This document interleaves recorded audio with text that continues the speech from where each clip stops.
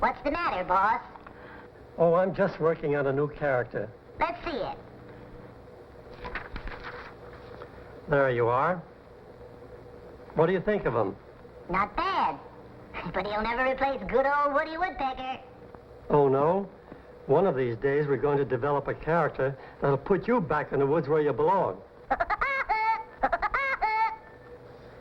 I'm afraid that rascal's right this time. But we never know when a new character will come along and be a big success. Most of the characters come out of the story itself. The writer prepares a story that includes different types. We know from the story whether the character is big or little, mean or kind, and we create a character to fit the part. That's how Pepito Chiquito was created. The writer was interested in calypso music, so he wrote a story about Trinidad, and Pepito just naturally fitted the part. Another time, a writer had a story called Salmon Yeggs. In the story, there was a night watchman, an odd little guy, who didn't seem too sharp. But every time anyone tried to break into the warehouse he was guarding, he was Johnny on the spot.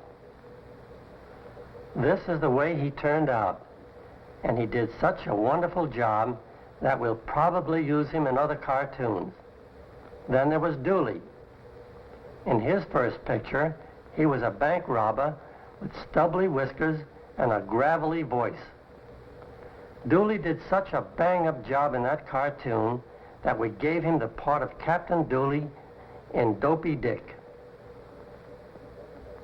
Our audience liked him so well that we put him in the Misguided Missile as Dapper Denver Dooley. O'Houlihan was another character who won a chance for a repeat appearance. In the cartoon, To Catch a Woodpecker, he was a telephone repairman. Later, he came back in another picture as an Irish policeman, and a fine figure of an officer he was. Then we made a cartoon where Woody was taking a rocket to the moon. Boy, what a job that was. We needed a European scientist to design the rocket. That's when the professor joined our cast of characters. One of our newest characters is Windy Bear, a real blowhard. The small fellow beside him is his son. Here is a story about bears in Yellowstone Park.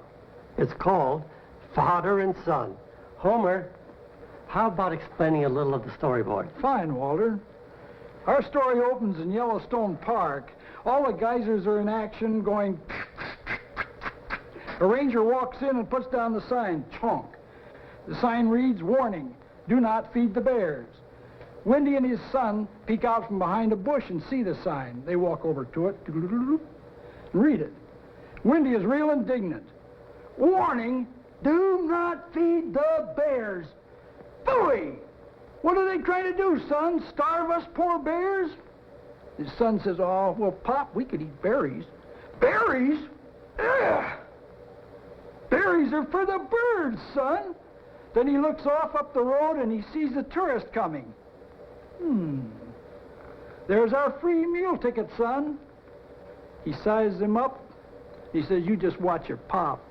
And he goes into his act. Well, Windy made such a hit in Father and Son that we have several more cartoons planned for him. I think he's going to be a great big Windy success. We create these characters to give you entertainment and laughs. When you let us know that you like them, we put them in other cartoons and hope they'll turn out to be as big stars as Woody Woodpecker.